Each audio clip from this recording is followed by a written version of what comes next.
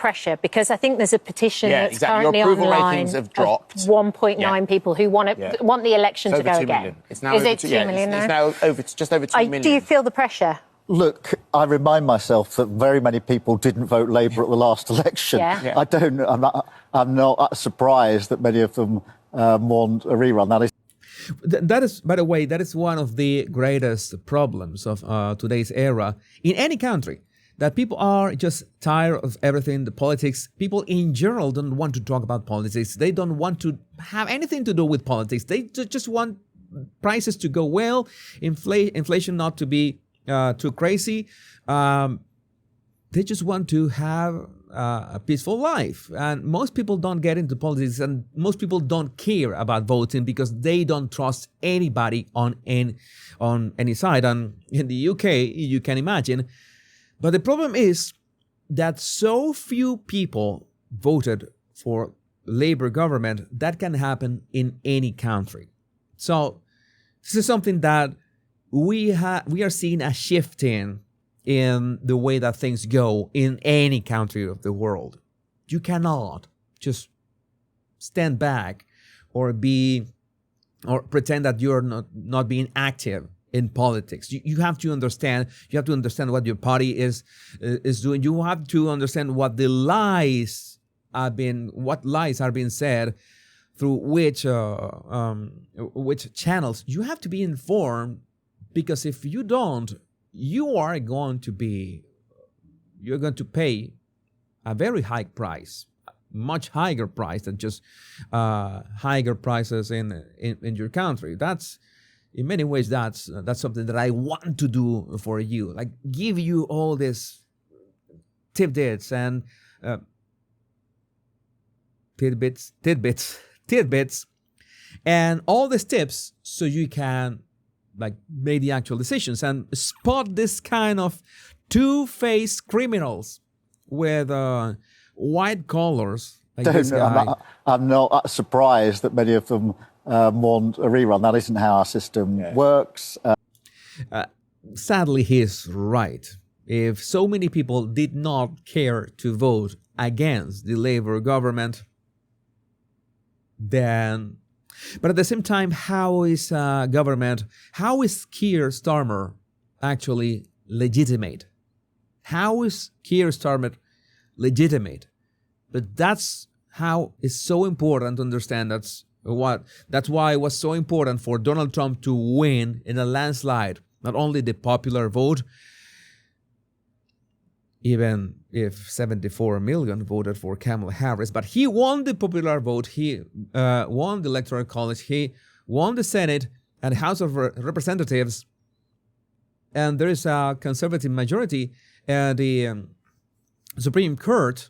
That is a legitimate government, and they want to undermine his government in any way, shape, or form. We have seen the struggle at the Senate, we have seen the struggle with his cabinet picks from every side.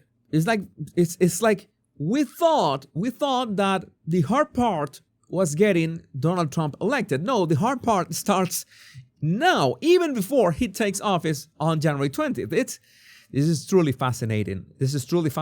And I have to be clear with you. I never thought, 6 months ago, that things were going to turn out this way, but it is a good thing, because that's why we are here with the world. Not only the United States, the world. There will be plenty of people who didn't want us in the first place. So look, what I focus on is the decisions that I have to make every day. And it's a bit like opposition. The body language of the lady is like, what do you see here? She is, tell me. You tell me lies. It's like that song. Tell me lies, tell me sweet little lies. Is that song right? Yeah, she knows that he's bollocks. All that is bollocks. Plain and simple. But it's a bit like opposition. You want us, the public, to trust you, to like you, to think he's the man for the job. He's doing what. No, wait. That is wrong. Because there are people like Justin Trudeau who is desperate for the public to like him, and that is not the job of a politician. The job of a politician is not people to like him. It's like Javier Milei. Many people don't like him, and he really doesn't care about people liking him. You know that he had all these personal struggles with his family, and he had absolutely zero problem with telling all the truth about that, because he was not going for, I need people to like me, I'm a family man, whatever, with my mother. No, I have parents who are socialists, and I just cut them from my life. It's that simple. You don't have to like me. You need the man for the job. That's the thing.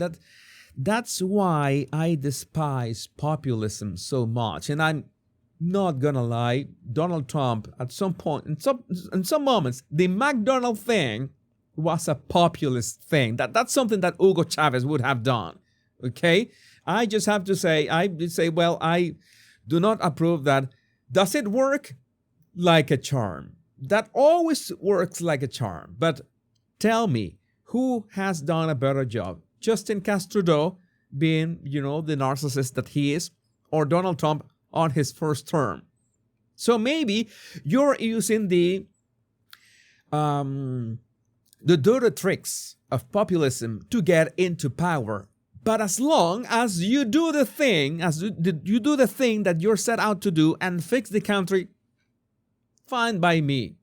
Fine by me. It's sometimes sad when someone, like in Venezuela, someone uses populists' dirty tricks to get into power and then destroys the country. That I don't like that. I don't like that. And it's sometimes really naive. This is going to be a thing in January. This is going to be a thing in January. I'm going to get into trouble. And I already looking forward to January in terms of Venezuela, which is going to be a very important topic in January. And I'm going to get into trouble. It's sometimes sad when someone has the right intentions, but is not willing to do whatever it takes to take the reins, to get into power. Imagine that imagine you as a person. Imagine that you have the faculties to help people. You have the power, you have the knowledge, you have everything to help people.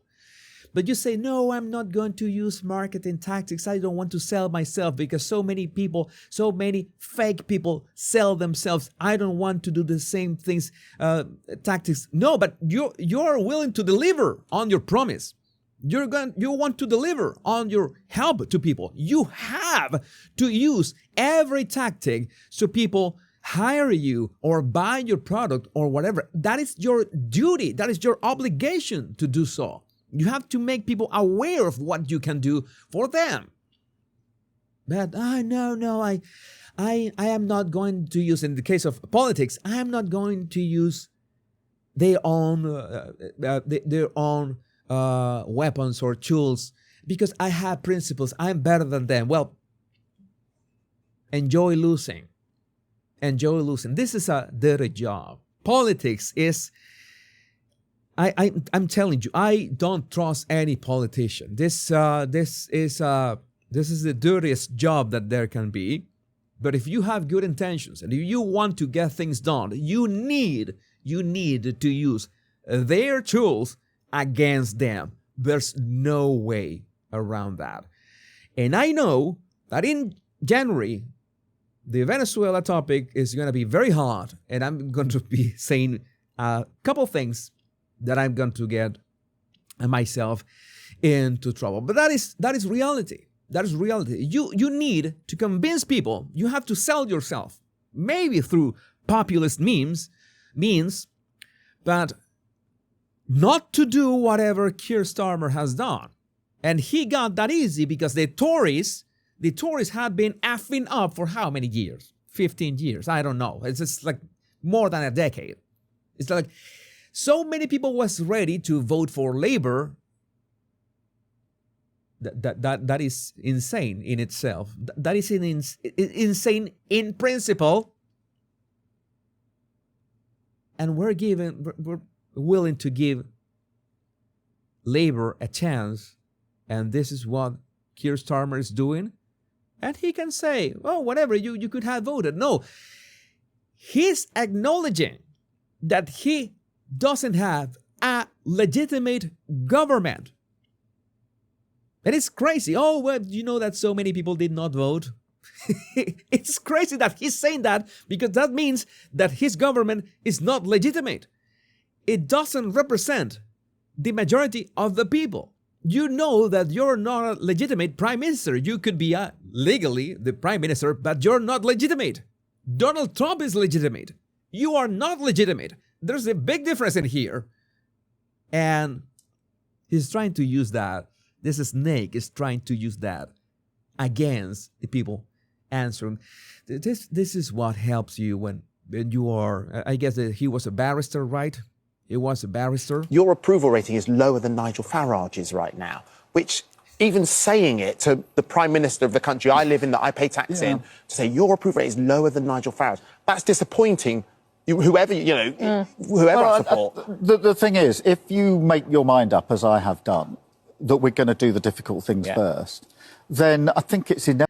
What are the difficult things?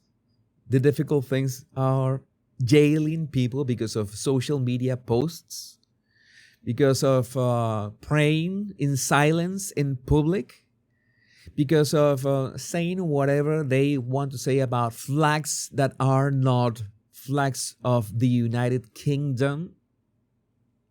Those are the most pressing topics. Maybe that's the reason why people don't want you. Inevitable that people do feel they're difficult decisions. I mean, I understand that. This, I'm going to say something. I told you, I tweeted this. I wanted to say something. I don't know if I should be saying this. I don't know if I should be saying this. I'm going to get into trouble.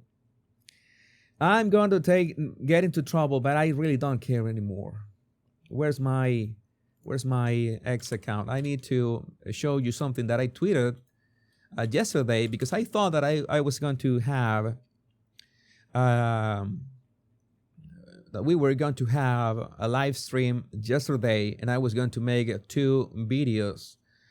Where are you? Okay, I tweeted yesterday. Today is the day I will be permanently banned from the United Kingdom and Canada. I am going to get permanently banned from the United Kingdom and Canada. That was yesterday, but I'm going to say it today. I'm going to say a couple things that after I say this, and unless both Justin Trudeau and Keir Starmer are no longer in power, I cannot enter the country. But I have to say this. This two-faced snake, this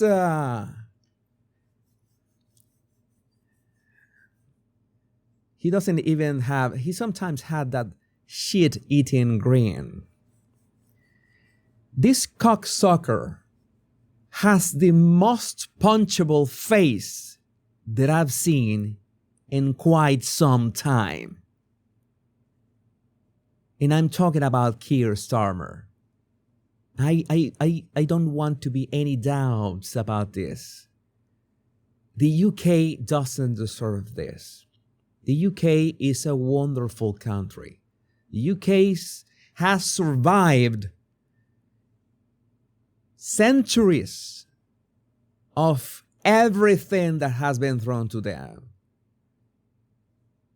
The UK ended slavery almost single-handedly. They survived and they fought and they have been through so much, and they're so wonderful people that they do not deserve this cock-sucking prick. There's no other way I can say this. I am so upset of everything that has happened to the UK that, oh, you are using ad hominem attacks. Well, I'm using ad hominem attacks. I'm attacking the man personally because you know that his policies make zero sense. And when he is confronted with the actual fact that his reign is illegitimate, that he has no mandate, no actual mandate. He's just a Temu Stalin, nothing else. Then he says, oh, well, you might as well have voted against me. He's acknowledging it. He's mocking the UK, and he's mocking the people in there, and he's mocking everyone. So that is karma.